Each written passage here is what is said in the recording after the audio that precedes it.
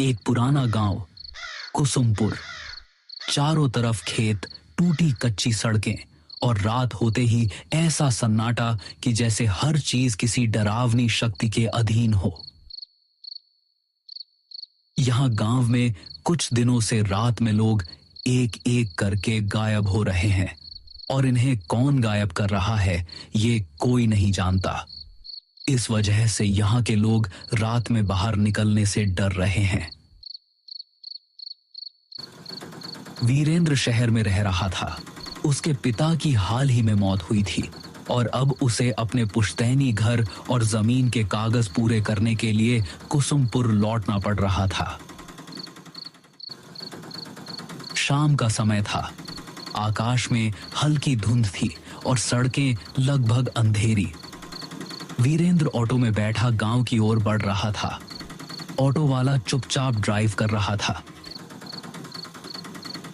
वीरेंद्र ने मजाक में कहा, भाई रात में तो काफी सुनसान रहता है यहाँ। ऑटो वाला बस एक ही बात बोल पाया, साहब कोशिश करना रात को बाहर मत जाना। रास्ता लंबा और धूंध से भरा था। वीरेंद्र ने बाहर झांक कर देखा तो उसे सड़क किनारे खड़े पेड़ और खेतों के बीच से गुजरती अजीब सी परछाइयां दिखाई दी। हल्की हवा से पेड़ों की शाखाएं जैसे फुसफुसा रही हों। वीरेंद्र ने खुद से कहा, बस शहर में रहकर ही अच्छा था। ऑटो धीरे धीरे गांव के मुख्य चौक पर पहुंचा। वहां का दृश्य वीरेंद्र को हैरान कर गया। पूरे गांव में सन्नाटा था। कोई दुकानदार नहीं, कोई आदमी नहीं। चौपाल खाली थी। कुत्ते भी अपनी जगहों पर भौंक रहे थे। वीरेंद्र ने ऑटो वाले से कहा, भैया आप जाओ। ऑटो वाला सिर हिलाकर चुपचाप वहां से चला गया।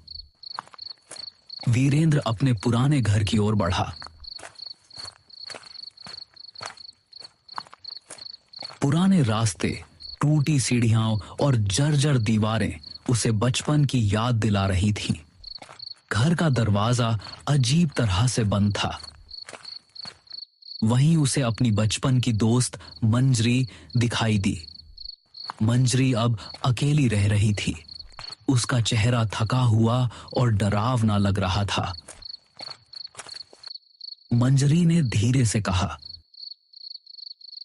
और वीरेंद्र इतने साल बाद कैसे हो? क्या हालचाल है? और यहाँ आना कैसे हुआ? हाँ मंजरी, मैं ठीक हूं।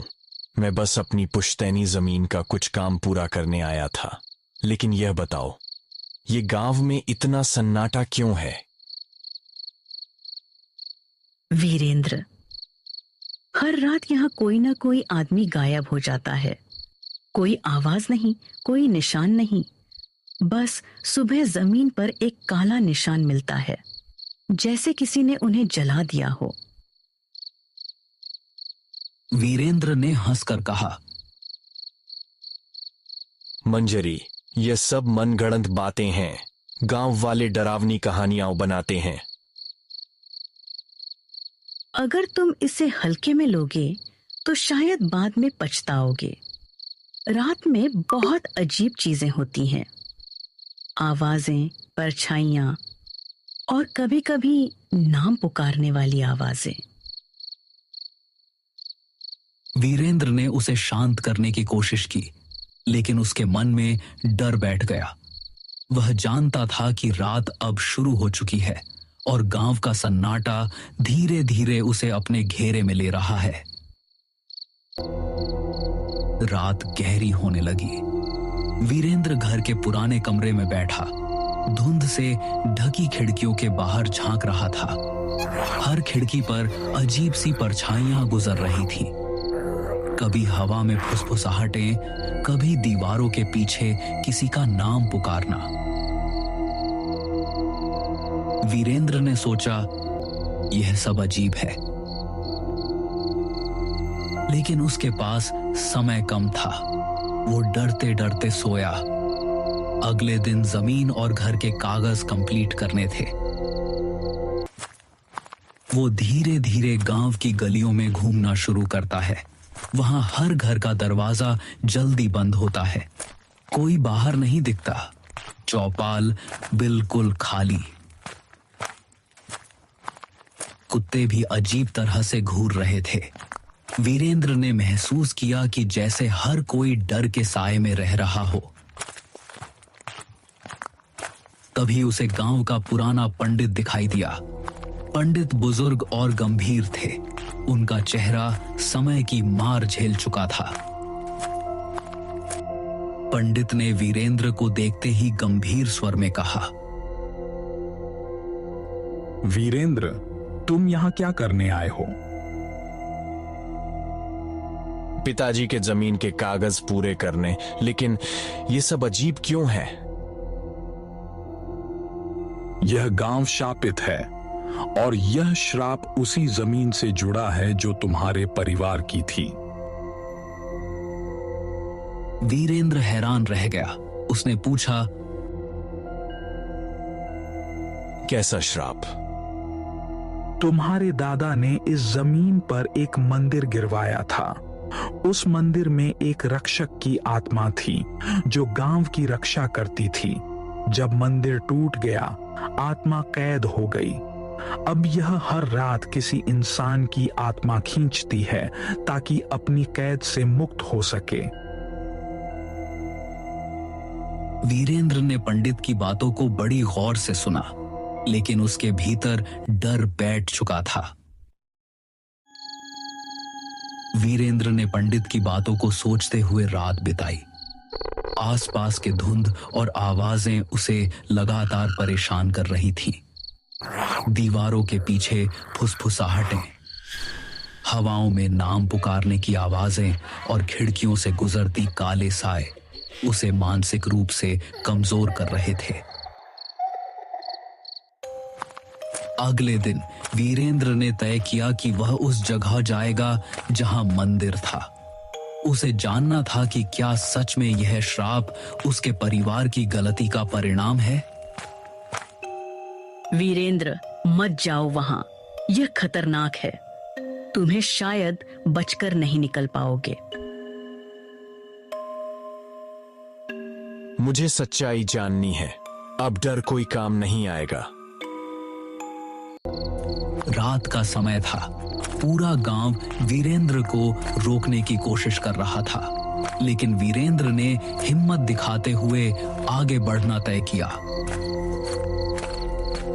वीरेंद्र उस जगह पहुंचा। चारों तरफ जली हुई मिट्टी, टूटी दीवारें और बीच में एक पुराना बुझा हुआ दिया पड़ा था। वीरेंद्र ने धीरे से दिया जलाया। जैसे ही लौ उठी, जमीन हिलने लगी।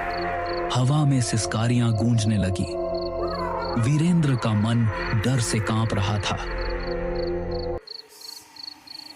तभी मंजरी वहां पहुंचती है, लेकिन उसका चेहरा बदल चुका था। उसकी आंखों में अब शैतानी शक्ति दिख रही थी। मंजरी इंसान नहीं थी। वो वही राक्षस की आत्मा थी जो मंदिर टूटने पर कैद हो गई थी। सालों से मंजरी गांव के लोगों को मार रही थी ताकि उन्हें अपने अंदर खींचकर श्राप से मुक्त हो सके। लेकिन अब वीरेंद्र के लौटने से उसकी कैद पूरी तरह टूटने वाली थी। मैं अब तुम्हें नहीं छोड़ूंगी। तुम्हें निगलने के बाद मैं इस श्राप से मुक्त हो जाऊंगी। नहीं, मुझे छोड़ दो। लेकिन आसपास धुआं फैल जाता है। धीरे धीरे वीरेंद्र गायब हो जाता है। गांव में अब केवल सन्नाटा और हवा में हल्की सिसकारियां रह जाती हैं। सुबह गांव में अफवाह फैलती है। वीरेंद्र भी उस राक्षस के चंगुल में फंस गया।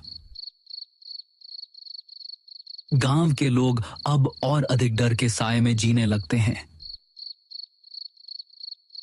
कुसुमपुर की धुंध अब और घनी हो जाती है। सड़कें, पेड़, खेत और पुराना घर, सब कुछ जैसे वीरेंद्र की कमी को महसूस कर रहा हो। मंजरी अब पूरी तरह शक्ति में गांव में घूमती है।